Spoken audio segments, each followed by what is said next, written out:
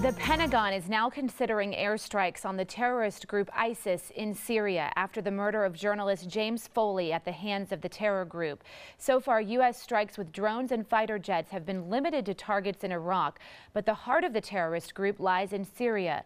Top military leaders made it clear this week they'll do whatever's necessary to protect Americans, but no decision has been made yet.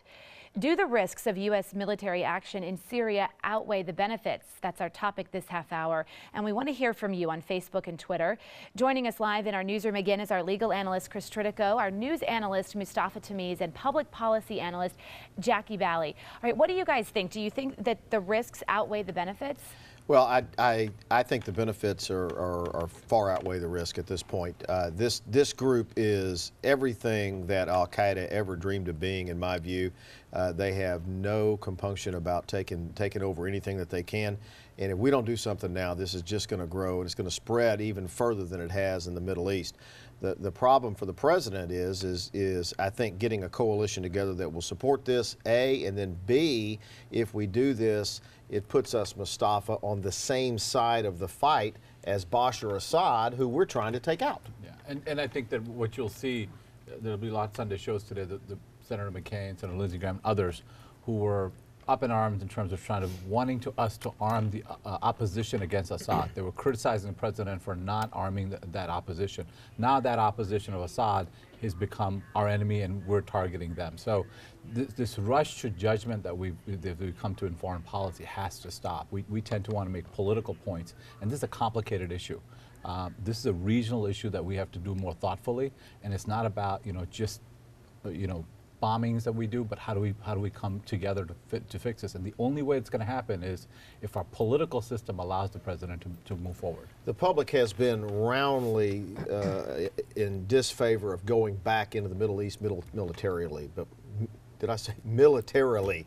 But we really have no choice at this point but to take action to stop this right now. Oh, with the Foley execution, ISIS pretty much declared war, and even though I do agree with some of the points Mustafa just made, having a president weak in foreign policy, and we will now see if he's weak or not, but having a president weak in foreign policy only exacerbates that problem. Now, he mentioned McCain. In 2008, when Obama and McCain were debating, he originally said, look, we need to continue to keep force in Iraq, and he's now saying that again.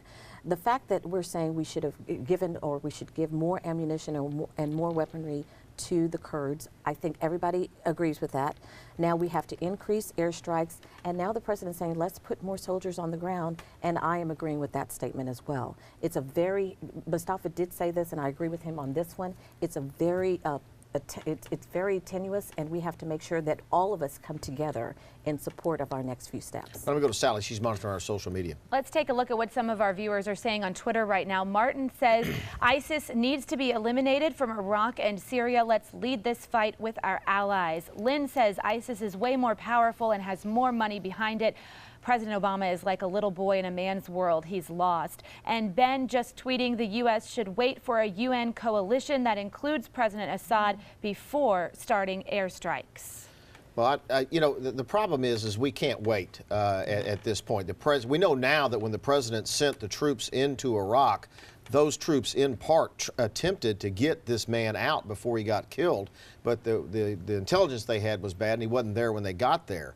And so there's really, I think the president, Mustafa, has been acting aggressively on this ISIS situation. I heard his family last week say that the president should have done a prisoner swap for him. Well, that didn't go so well the last time. I disagree. I think we have to be very careful. I'm mourning with the family, and I don't blame them for all right. For one, everything they can do. But I think the important point right now is to understand the biggest threat to our national security is our political process.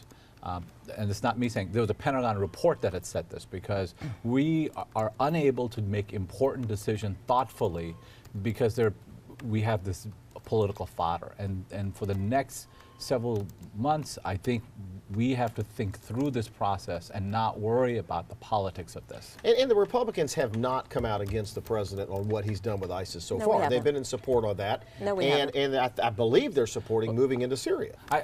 We have not come out against Hang on just a second. against the president, and I disagree with Ben, which I usually do because he is a regular viewer. We cannot wait. We need to be very assertive and very aggressive. The president has said that he plans to. He said that before, and now I think with the execution of Foley, he's going to continue to do that. I think every time the Republicans speak this, they go with the same line. He's a weak president. He's weak foreign policy. He is weak That foreign does not policy. help him be strong globally. Well, I agree with that, but I haven't heard any Republican come out against what We he's haven't. done so far in Iraq with respect to ISIS. We Because haven't. they have no other answers. This needs to be done more thoughtfully. No, because we're going to have to work with Iran. No, because we realize we need to be unified because this is a very serious matter. And with the execution of Foley, they have declared war on us. So you will see the Republicans, like you said, we will continue to support the president as we move forward. I hope that they will. And we I doubt have. it. Okay, We we'll have see so where it far. goes. I don't know if we're out of time or not, but we're leaving.